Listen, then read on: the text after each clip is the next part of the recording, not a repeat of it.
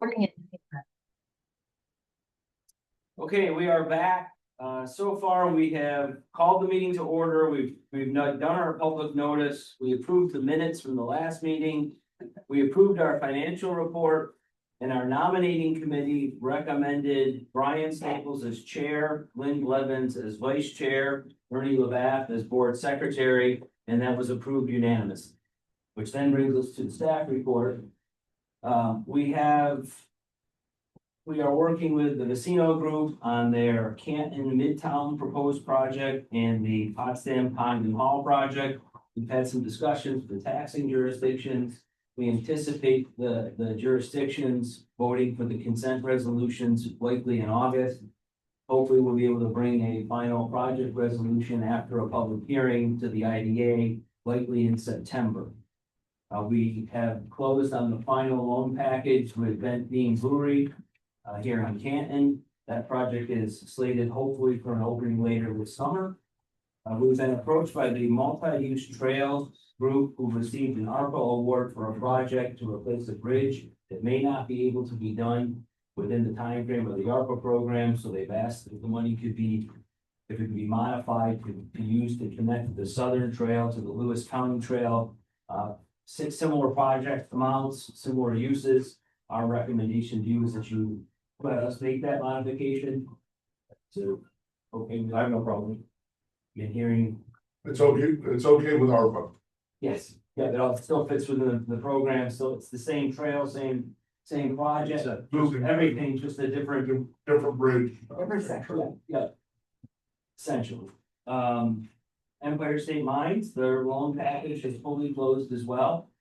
Between the Development Authority of the North Country and the IDA LDC and River Valley Redevelopment Agency provided them $2 million for their commercial demonstration facility for the graphite plant. You may have seen they've gotten some Exim Bank financing as well. So that project is moving forward. They're not yet in demonstration production, but they're moving forward, securing the equipment and putting the facility together. Should be congratulated for the work you've done on that. That's an exciting project. It really is. And there's hopefully more good things to come working there. What is the timing of that? When will they break ground? And The goal would be to do demonstration production this year.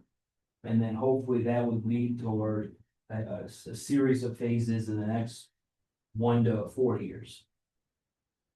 The 30 Buck Street building, we're doing some maintenance work now. We put cameras in, security. I anticipate having an RFP for a construction project this year, hopefully out to the construction world in August, with the goal of trying to do a late fall project that will be HVAC work, ventilation, heat systems, updating the lights, power, some other envelope repairs. It's a similar process, as we've said, to the 100 Patterson Street building. That would be, I think, our first major step, hopefully as soon as this year.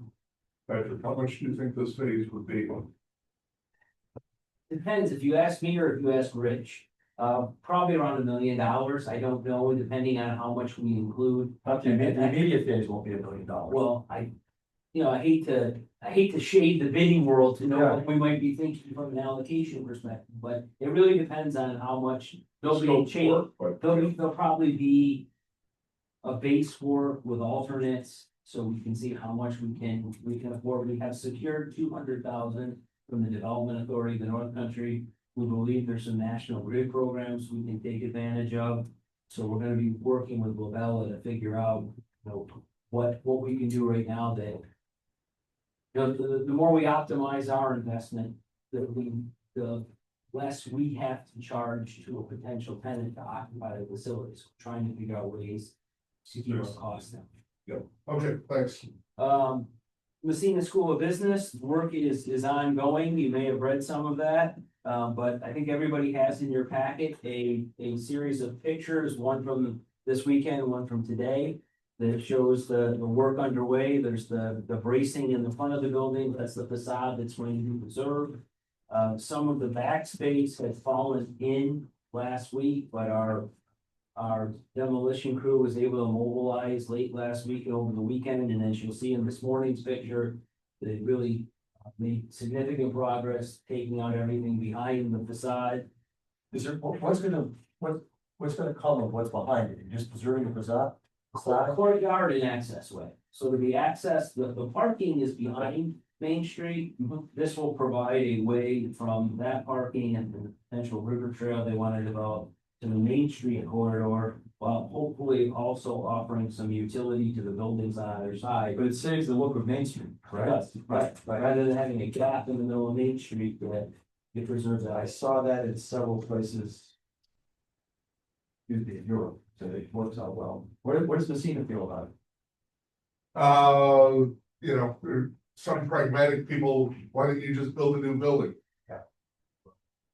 That would be one approach, but I think most people like to see the investment going on down there. I mean, the town looks good, makes it look better, makes it look, does. yeah. Yeah, it was an inconvenience the last, whatever, week when, Main Street was shut off and why don't you just knock it down? Some people are crotchety, Yeah, the but same stuff. yeah, They'll love it when it's all done, they're walking through it, I hope they're so. looking and they're going down to the river, they'll have fun. yeah, I've seen the plans, they look good. So the, just some events to talk about, in marketing, we've got an RFP and a resolution for you today. Bob attended a Realtor roundtable in Messina. I'm going to an IDA conference later this month. Lori is working with the Development Authority of the North Country in Next Move, New York, coordinating some outreach events for that initiative. Lori will be at the Fort Drum Career Fair in early August. We're working, I mentioned the School of Business, we're working with most of. Maybe I shouldn't interrupt now, but I watch you on television about the railroad. What is that situation? So CSX has different designations for sites on the rail. And this was a designation that the GM site has received within the CSX Select Site Program that highlights the size of the site, the industrial potential for the site, its location. It's a little bit like if somebody goes through CSX's network to find a location, it now has a priority because Does that mean there'll be rail service to that spot? well, there's rail service available now. Now, we're highlighting how good that rail service could be and how many sidings there are on the site. So it's hopefully it helps bring some attention to that site from the outside world. We had Coast signed a letter with the town and village of Messina to the New York Power Authority, recommending that Messina be given a very serious and priority look for the potential nuclear facility that NIPA has been directed to try to cite by the governor. Can I raise a point on that? You remember years ago, we got into this discussion? And it came out that Messina was on a fault line. You remember that, Andy? I don't remember that report. Was that I know we are. afraid of Bill having a nuclear because of that? That was quite a heated discussion, much 30, 40 years ago. It's on a fault line. It's not Fault line. San Andreas fault. Yeah. It's, That's what they were concerned about that. There's a rumble up here just about every day. Ask the geologist. That's because Democrats are losing, you get that kind of. I don't think that fault line up there is a problem, I mean, it's. No, but There isn't one here. this is back probably in the early sixties, this discussion, and I'm not saying I'm against nuclear, but I do remember all the concerns there were at the time because of that. Well, one of the things like nuclear technology has changed quite a bit. Oh, yeah, I'm not worried about it now. So, yeah, and at this point, what our letter expressed, and there's going to be a process where we're going to review all site attributes and infrastructure and connectivity. Our point is just highlighting that Messina is a good place. Well, the way I look at it, I won't be around when it blows up, so I'm not gonna worry about it. Oh, I don't think it's gonna blow up. No, I'm not against it, but I don't misunderstand me. It just brought up the heated discussions we had at the time because of that so-called fault, whatever you call it. We also sent out a series of letters in support of the Clarkson ROTC program. The chairman sent a number of letters to our elected officials and stakeholders, the Army. Secretary Labatt, we used a letter from him as well. We have two people with military experience, with familiarity with Clarkson as a graduate, as a longtime resident. We thought personalizing the letters that way would help. We received a response from Senator Schumer's office last night. I think it's in the press today that has been paused. So I don't know if the issue is completely resolved, but at least there's a pause on employing the ROTC program. We'll keep you informed and we'll keep advocating. I think it's important to Clarkson. I think it's important to the region. It's a great program with a lot of success, and it's certainly worthy of our support. It is my belief that it's financially important to Clarkson. Because when colleges are recruiting students. First, you spend the first 2 years deciding whether you want to do it, and then you go into the program. So you got the option to spend the first my understanding, the first 2 years, and then if you decide not to fully go into the program, then you just finish at the university. So it's important for them in recruiting. I know in the fraternity that I was in, and when I graduated from Clarkson in 1970, we had about 75 members, and 30 of them were in ROTC. And so I'm sure it's probably not that many today, but it was substantial. Been there as long as I can remember. It's very, very important. The last thing is, as part of the board member reappointment process, there's the step where they ask the agency that needs a member reappointed to endorse their reappointment. And McMahon's term is the latest one that is up, so if Andy is interested in. Yeah, I think I sent information to, Yep. yep. Yeah, so we would need the board. You want to that. confirm or? I'll make that motion. I'll second, I'll third it. All in favor? Aye. I'll vote for it. That is it for Under the rest. We're cool with that. Any questions, more questions for staff report? No. Old business? None. New business, we have 3 resolutions. There are a motion for the project authorization resolution for Kennedy Drug. Second. Discussion. So we've worked, obviously, as you know, with King Drugs for a number of years, not just on their primary facility. They have the secondary warehouse in Canton that was an IDA building. We've worked with them on some facility improvements over the years, the water system. We've been talking with them about their central fill facility. That is where they supply 95 pharmacies across New York State, Vermont, with the prepackaged. That's one on Route 11 South. No, No. it is, it's in the. Okay, sorry. Yeah. It's in Governor Over. Yes. So this project, there's 82 and a half full-time equivalents. They propose creating.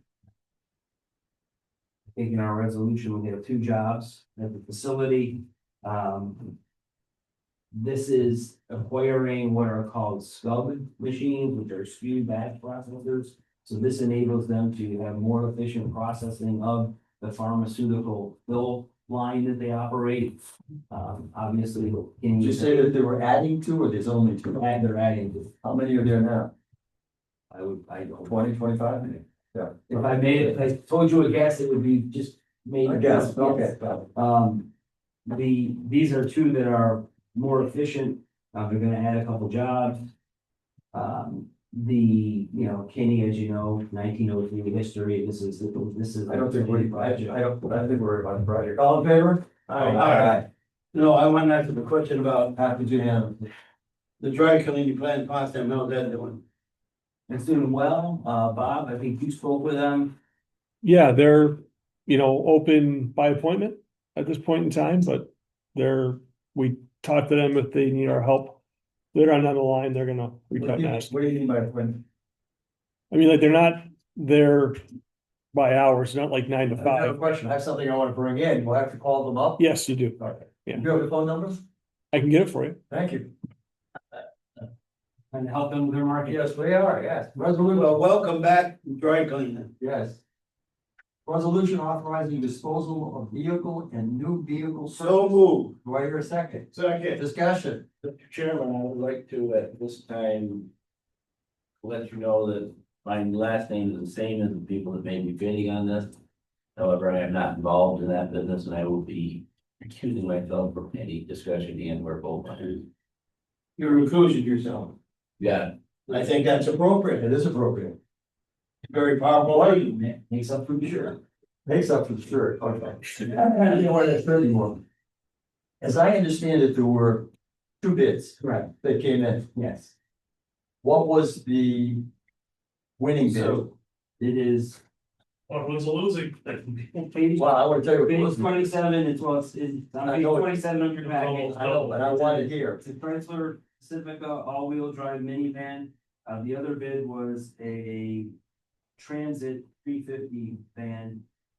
We're recommending the acquisition of a net cost of 42,392. The second bid would have been a net cost of 80,500. Call the question. All in favor? Aye. Aye. Aye, All in favor, aye? aye. Passes.